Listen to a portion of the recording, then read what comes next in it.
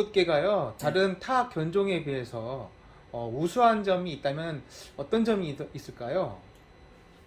아, 많이 있는데 대표적으로 말씀을 드리자면은 집을 보는 데 있어서 타 견종에 비해서 조기 경보 제일 먼저 경계를 하는 개 소리를 냅니다. 짖는 소리. 그것이 조기 경보가 아주 탁월하게 타견종에 비해서 월등하고요.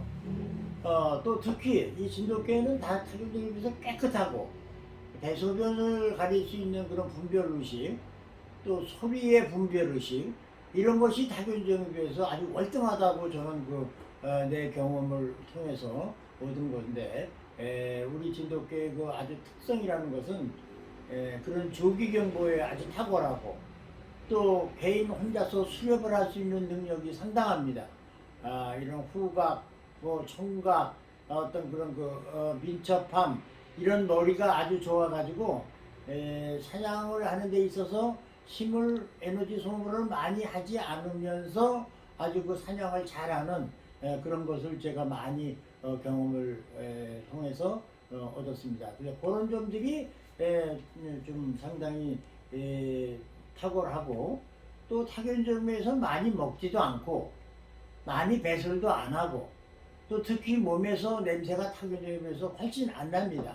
그리고 자기 몸 관리를 깨끗하게 하는 이런 점이 타견점에 비해서 우리나라 진돗개가 가정견으로서 반려견으로서 아주 적합하다고 저는 말씀드리고 있습니다. 지금까지 수많은 진돗개들을 키워보셨을 텐데 그 중에서 진짜 잊지 못할 그런 에피소드 같은 게 혹시 있으십니까? 있죠.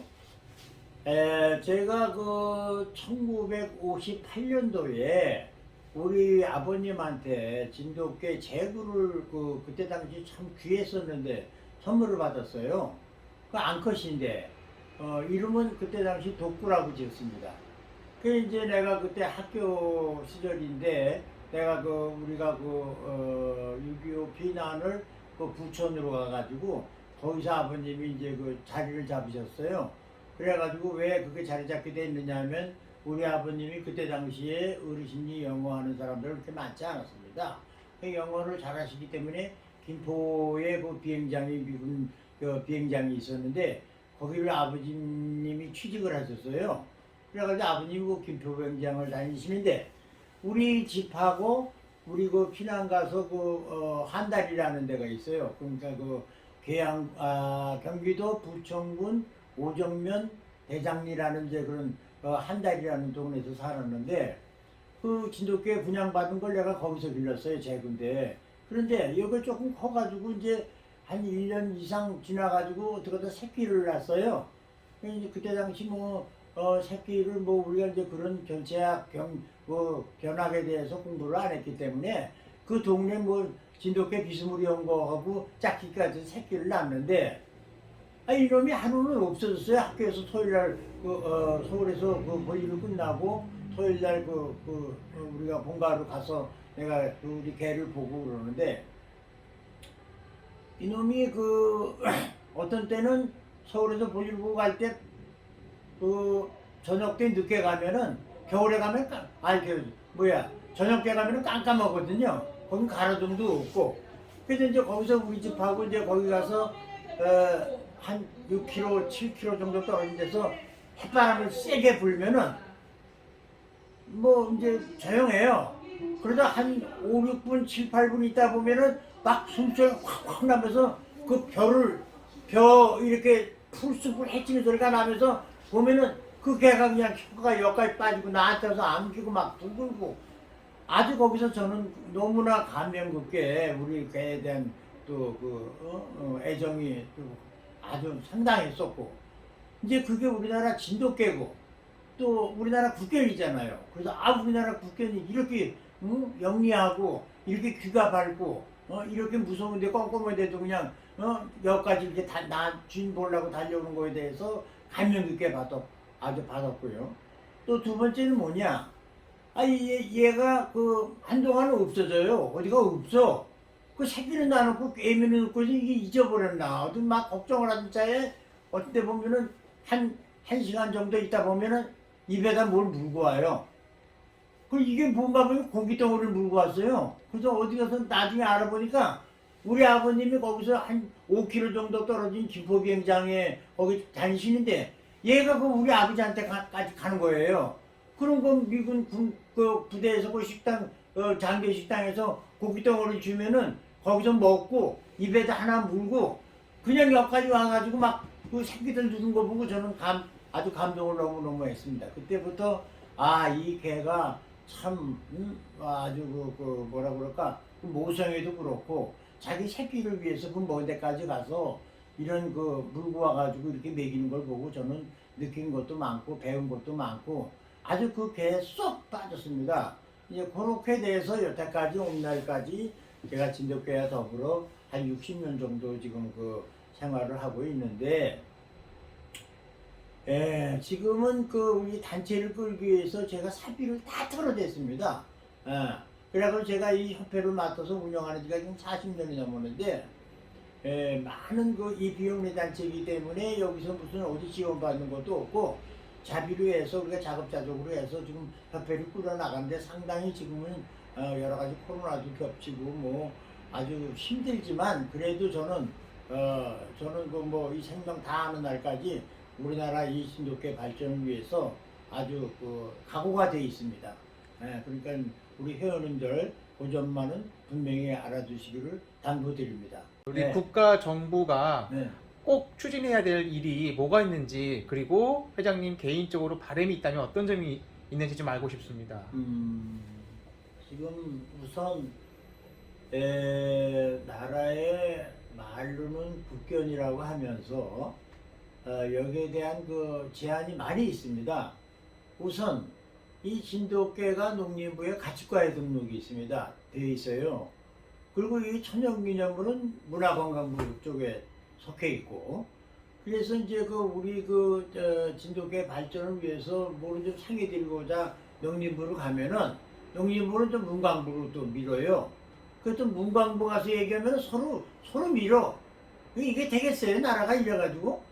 그래서 아주 실망을 많이 했고, 제가 수십 번을 가서 거기서 막 건의도 하고 소리도 지르고 별짓 다 했는데 법이 그렇게 잘못되어 있다는 건 어떡하는 거예요. 그래서 불용을 내가 고칠 수 있는 입장도 아니고, 그래서 그런 점이 좀 아쉽고, 또 더 잘못된 게 뭐냐, 모든 자연의 동식물에 색이 다채롭게 있지 않았습니까? 그런데 우리나라 진돗개는 어떻게 노란 거 하얀 것만 진돗개로 등록이 돼 있어요. 이게 말이 되겠습니까? 이게 창피스러운 일이에요, 아주 이게. 그래서 그 유색견 정도 다 그 진돗개에 관한 개들인데 노란 거 하얀 것만 지금 법적으로 돼 있고, 또 이거를 외국인들이 와서 가져가려면 또 진돗개 천연기념물과에 걸려서 못 가져가. 또 진돗개는 또 해외 수출이 또 안 되는 거야. 이렇게 돼 있으면 우리만 보고 있으라는, 전 세계가 원하는 진돗개가 돼야지 어떻게 우리 대한민국에 있는 사람들만 진돗개를, 이런 게 고쳐져야 됩니다. 이게 절대적으로 이렇게 돼서는 발전이 없습니다. 이게 어느 날 하루속히 이 법들이 어떤 그 개정이 돼가지고 우리나라 그 국견이 세계가 원하는 개가 되기 위해서는 세계로 나갈 수 있는 그런 통로를 마련해 주셔야 되고, 색깔 모색에 대해서 노란 거 하얀 거를 그거를 지워버려야지. 이런 무식한 사람들이 어디가 있어요. 말이 안 되는 겁니다, 이거는. 더군다나 저는 견체학, 번식학, 이런 유전 번식을 저는 공부한 사람인데, 이래서는 말이 안 됩니까? 이게 검은 개가 들어가야 색조가 유지가 되는 겁니다.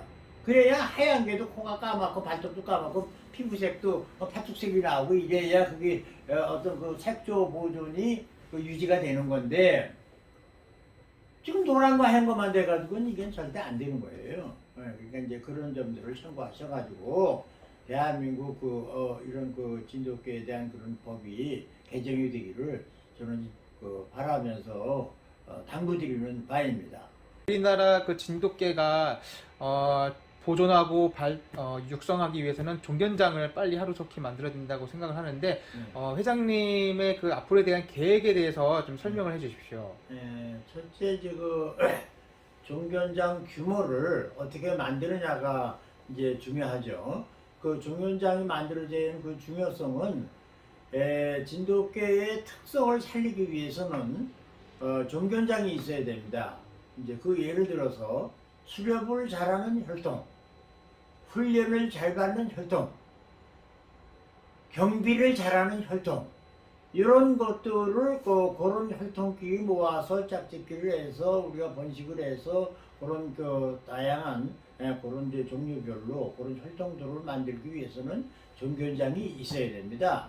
그리고 이제 그 종견장을 만들어야 국견 발전에 기름길이 되는 것이고, 우리가 이제 그런 종견장을 해 놓고 나서 거기에서 이제 이런 예를 들어서 우리 진돗개에 대한 견체학을 공부한다든가 무슨 여러 가지 진돗개에 대한 제반 사항을 우리가 논의하고 실제 실무를 놓고 교육을 시키고 이러는 종합된 그런 이제 그 시설을 만들어야 됩니다. 하나는 이제 예를 들어서 수렵성 테스트하는 훈련, 집을 잘 보는 조기경보 훈련, 또 하나는 그 같이 어울려서 잘하고 서로 다투지 않고 서로 사이좋게 그 사회성을 길러주는 활동, 이런 교육들을 시켜서 우리가 좋은 개들을 뽑아서 많이 우리가 그 생산을 하는 것이 이 종견장의 업무고, 이제 우리가 이제 예를 들자면은 독일 같은 나라는 이제 그 세파트가 국경입니다. 근데 이제 그 독일 하면 그 메르세데스 벤츠라고 이제 전 세계인이 다 타는데 그 매출량이 독일 세파트 파는 거하고 이 벤츠 파는 거하고 거의 같은 수준입니다. 근데 더 중요한 것은 뭐냐? 이 벤츠의 원가가 있지 않습니까? 그리고 이 독일 세파트의 원가가 있지 않습니까? 근데 우리나라에서 이 세파트 종견을 사오려면 2, 3억씩 들어요. 그러는 개가 있어요. 그러면 이 벤츠를 사오더라도 그거 안 줘도 사옵니다. 그럼 원가는 이 벤츠는 55% 뭐 그 정도 든다고 해요. 그런데 이 세파트는 원가가 한 17%밖에 안 됩니다. 그리고 매출 가격은 거의 같고, 그럼 어떤 걸 지향해야 됩니까? 마찬가지로 이거는 우리가 얘기하는 것이 아니라 독일에서 그 정식으로 발표한 건데, 이 벤츠와 이 독일 세파트 파는 그 매출량이 거의 비슷하다고 제가 들은 적이 있습니다. 그러면 우리나라 국견도 진돗개인데 이 세파트보다 떨어지는 게 하나도 없는데, 제가 볼 때는 제가 그 50년 경험을 통해서 말씀드리는 겁니다. 일단 뭐 집을 본다거나 가정견이다거나 뭐 반려견을 해서 얼마든지 더 깔끔하고 더 작으면서 성능 있고 기능성 있고 이런 개를 우리도 이렇게 만들어서 세계화했을 때는 독일 세파트 못지않은 이제 그런 그 어떤 GNP에 플러스가 되는 건데, 이런 거를 좀 참고를 하셔가지고 우리나라 국견 진돗개 관심에 모든 국민들이 좀 같이 가지셔가지고 진돗개 발전에 같이 동참하시기를 당부드리는 바입니다. 네.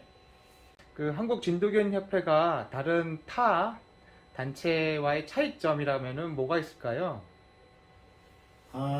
그게 차별화돼 있죠. 우선 우리 한국 진돗견 협회는 대한민국의 최초로 진돗개 단일견 전문협회로 출범을 하였습니다.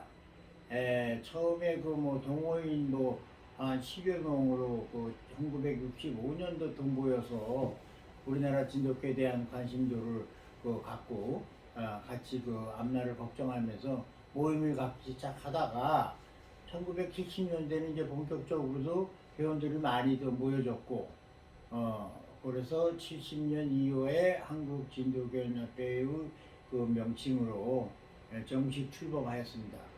그래가지고 오늘날까지 이어왔고, 그리고 1980년서부터 제1회 전국 우수 진돗개 선발대회를 개최하게 되었습니다. 그런 점이 차이점이 있고, 그래서 오늘날 지난 2021년 10월 24일 날 전국 대회를 제 본부전 64회를 치렀습니다. 출범한 지 50년 기념과 더불어 횟수는 제 64회를 치렀는데, 거기서 이제 중요한 대목은 뭐냐 하면은, 우리나라의 모든 단체들이 대회를 치르면 그날을 무조건 그날 나온 출진견 중에서 제일 잘생긴 개를 뽑아서 챔피언을 매겨서 주는 게 보통 지금까지 그렇게 되어 있습니다. 그런데 우리 한국 진도견협회는 어떤 우리의 그 역사와 전통 있는 단체로서 아무개나 그날 나온 중에서 잘생긴 개를 뽑아준 것이 아니라 한국 진도견협회의 그 표준 제정한 그 룰에 맞춰서 표준 근사치에 이루는 개가 없으면은 저희들은 챔피언을 주지 않고 공석을 두었습니다. 그래서 오늘날까지 제64회를 치렀는데, 원칙적으로 챔피언이 64마리가 나와야 되는 것인데, 저희들은 41마리밖에 챔피언 뽑은 게 없습니다. 나머지 23마리는 23번은 공석을 두었습니다. 그러면 이제 어떤 문제가 거기에 따라서 이어지느냐 하면은, 챔피언이 탄생이 되면은 전국에 있는 진돗개 애호인들, 암컷을 가진 그 견주들은 교배를 시키기 위해서 어떻게 보면 좋은 개를 받기 위해서 그 챔피언과 짝짓기를 하기 위해서 서로 다툼들 하고 여러 가지 아주 경쟁이 심합니다. 그 이제 교배를 시켜서 새끼가 태어나면은 그 새끼가 이 한국 진도견협회로 이제 그 혈통소 등록을 합니다. 그러면 협회에서는 혈통소를 발행하면서 협회에서 그 혈통소에 혈통소 그 수수료를 받습니다. 일부. 그러면 그 협회의 우리 운영에 거기에 이제 쓰여지는 이제 그런 기금이 되는 것인데, 챔피언을 저희들이 안 뽑게 되면은 그런 게 6개월 동안 싹 아무것도 없습니다. 그러면 그런 그 협회 운영은 뭘로 하는 것입니까? 그래도 저희들은 그 나라의 국견의 그 중대성, 또 앞으로 미래에 우리가 나아갈 그런 준비를 하기 위해서 조금이라도 표준 근사치에 모자라면은 챔피언을 두지 않고 공석을 두었습니다. 이 점이 어느 단체도 이런 일은 전무후무하고 우리 협회만 유일하게 그런 룰을 적용했다는 것을 회원님들을 알아주시기 바랍니다. 그 진돗개 발전을 위해서 공헌을 하신 일이 많이 있으실 것 같은데, 회장님에 대한 업적에 대해서 좀 설명을 좀 해주십시오. 저희들이 우리나라 애견 단체들이 많이 있습니다만은, 저희들이 1993년서부터 미국까지 가서 저희들 미주 우수 진돗개 선발 대회를 한국 진도견협회로 주최로 개최를 하였습니다. 그런 단체들은 아마 저희들밖에 없습니다. 그리고 이제 제가 미국을 3번씩이나 가서 우리가 대회를 미주 우수 진돗개 선발 대회를 개최를 하였습니다. 그 장소는 에드모어 공원에서 LA에 있는 에드모어 공원을 빌려가지고 거기서 했고, 광복 50주년 기념 행사에 저희들이 또 거기 가서 미주 우수 진돗개 선발 대회를 개최를 했고, 거기에 대한 또 LA 시장이 저를 특별 카퍼레이드를 50주년 기념 행사에, 광복 50주년 기념 행사에 제가 카퍼레이드를 1995년도에 거기서 내가 뽑은 진돗개들을 이끌면서 2시간 동안 올림픽 거리를 카퍼레이드를 한 그런 실적이 있고요. 또 그 이후에 미국 국무장관한테 감사장까지 받았습니다. 네, 그런 일은 저로서는 참 잊을 수 없는 아주 영광스러운 그런 감사장이고, 또 하나는 그 유엔 사무총장 반기문 사무총장이 저한테 저 개인한테 나라의 국권을 위해서 애쓴다고 해서 감사장을 그 유엔 사무총장님한테 직접 받은 것이 저희 사무실에 여기 가지고 있습니다. 그리고 또 일본 도야마에서 세계 그 중형견 대회를 개최를 하였는데, 한국 대표를 제가 뽑혀서 가서 그 일본 도야마에 가서 진돗개 중형견 대회의 심사위원으로 정식으로 초청을 받아가지고 심사한 그런 그 실적도 있고요. 뭐 등등 많이 있습니다만은 뭐 그 정도 대표적인 게 저로서는 그 잊지 못할 일들이고, 저로서는 그 감명 깊고 영원히 내 기억에 간직하고 있는 그런 일들입니다.